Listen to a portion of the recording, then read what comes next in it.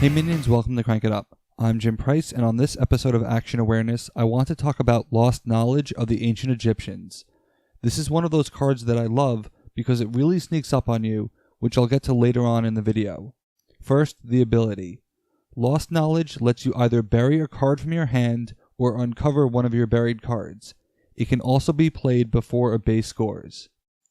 Way back in my Spirit of the Forest video, I mentioned that there would be new cards in Oops that would make use of the Spirit of the Forest and make it interesting again. Well, they've arrived. You have Lost Knowledge as well as Seal the Tomb. Seal the Tomb with Spirit of the Forest is like a time loop with burying involved, which would trigger your Pharaoh. But Lost Knowledge is a lot more interesting, which is why I chose this card instead. For those who have followed Crank It Up for a while, you'll remember that I've tried to coin a short phrase to describe these types of cards, ones that can be played normally or as a special for the same effect. Bop hasn't been catching on, so I'm changing it to 23 special because it can be played in phase 2 or 3.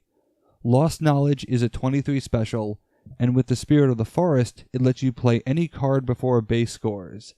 This is better than a Mole, better than Lightning Rescue, better than Hidden Ninja, and even better than the Pharaoh, because Pharaoh requires setup and can be predicted, whereas Lost Knowledge combo with Spirit of the Forest is played from the hand. And you can play any card, regardless of type, and you can even get a burying bonus. But this also means playing fairies. Interestingly, though the Spirit of the Forest costs you your regular plays, you can still bury a card on pyramids, which is really nice.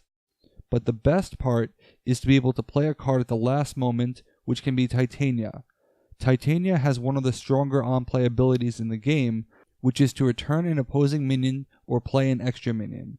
With Lost Knowledge, you can either go the strictly uncovering route to uncover Titania, then use both of Titania's abilities for a devastating phase 3 swing, or simply pick one of them and play Titania from their hand. Lots of interesting choices, and this makes for a great card with fairies. Yes, Hidden Ninja would give you the same effect, but Lost Knowledge gives you the versatility to play either an action or a minion. But what makes Lost Knowledge stand out even more is the fact that it's an OR card. There are two particular items to note: that you can play the card during phase 3 and do either ability, as opposed to simply uncovering. The second note is that when playing before a base scores, neither operation actually requires involving the scoring base. Note the lack of the words here, or that base, or anything specifying location. And this is where things get really interesting, regardless of what operation you chose. Uncovering is the more obvious of the two.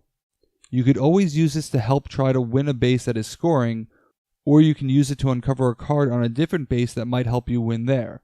Or maybe you try to win both bases. Global power boosts stand out as a way to affect both bases, with Super Future Space Armor power standing out as a way to get an unexpected surge of power. Breakpoint damage cards like Rampage are also great choices, because the more breakpoint you can shave off, the more unexpected this is going to be. Many of the same Pharaoh combos apply from Monday's video, except that you now have more choices as to which base you want to affect. There are definitely a lot of reasons to uncover a card before a base scores. But is there ever a reason to bury a card, particularly on the scoring base? Yes, in fact there are several.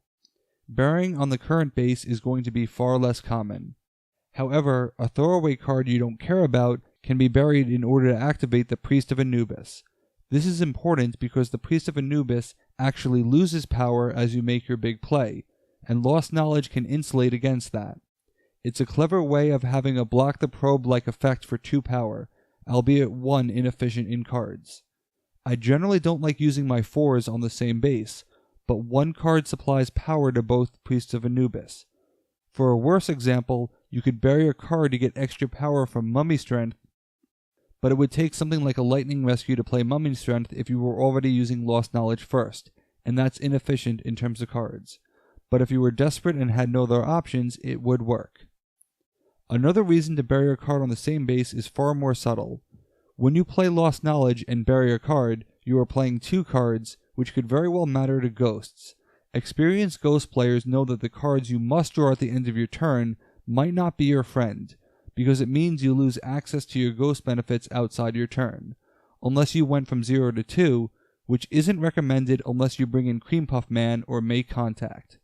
This could be a great way to surprise people and unexpectedly activate your ghost powers.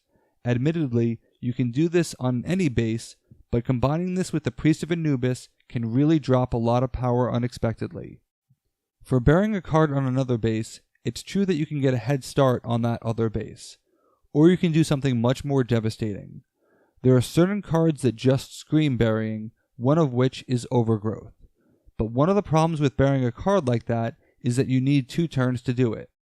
If I'm playing against Killer Plant Ancient Egyptians, I am absolutely going to assume that you buried Overgrowth and not leave any base empty. But Lost Knowledge creates an opportunity to really one-up all of your opponents. Because the card you bury can be buried on any base, you want to play this card when the player to your right is scoring a base, on an empty base, particularly one with a high first place value.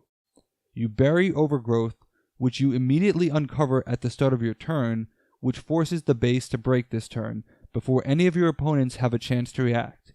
You play your lowest minion, accounting for any specials they may have, and enjoy one of the easiest first place finishes you'll ever see. And you never have to declare your target up front until it's too late to do anything about it. For the Marking Territory version, you can do the same thing, though it requires you to play on a base where you already have a minion, where players might follow suit. Alternatively, you can play Marking Territory ahead of time and bury a minion, using Chew Toy or Let the Dogs Out to finish off anyone who managed to take the bait. Other good setup cards are ones you want to treat as if you were playing a time loop. Lost Knowledge is a great way to bury a second card on a base that you want to work in conjunction with the first. Your Pyramid Engineers are known for burying cards, but they can also uncover cards when they are played. If you have the means to bury an augmentation on one base, you can use Lost Knowledge to bury King Rex on someone else's turn, uncover King Rex, play a Pyramid Engineer to uncover augmentation, which is played on King Rex, then play Rampage with your normal action. That's 25 breakpoint damage, which should net you an easy 5 points. Or you could just bury Overgrowth. It's so much easier. There are other cards that gain benefits when a different base is scoring, but Lost Knowledge just does it so elegantly, and I love that about this card. I want Smash Up to look for more opportunities to create similar effects, as well as looking at new ways to use burying. Burying is easily my favorite new mechanic in a while, and I cannot wait for it to be revisited. I'm calling it now. We need a Mole People faction that can move buried cards from base to base. With World Tour announced as the theme of 2019, I can sadly confirm that the Mole People will not be represented in either set because there were strict rules that all factions must be above ground. But rest assured, I will be campaigning for Mole People in the 2020 sets. Combine it with Itty Critters and you can be Diglett. Let's make this happen, people. Well, that's the last of our Oops previews. As far as I know, Oops will be out on September 5th if you didn't get it at Gen Con. For the next 2 weeks, we'll take a look at the All-Stars and Geeks, because the bigger, geekier box will contain them and is coming out soon.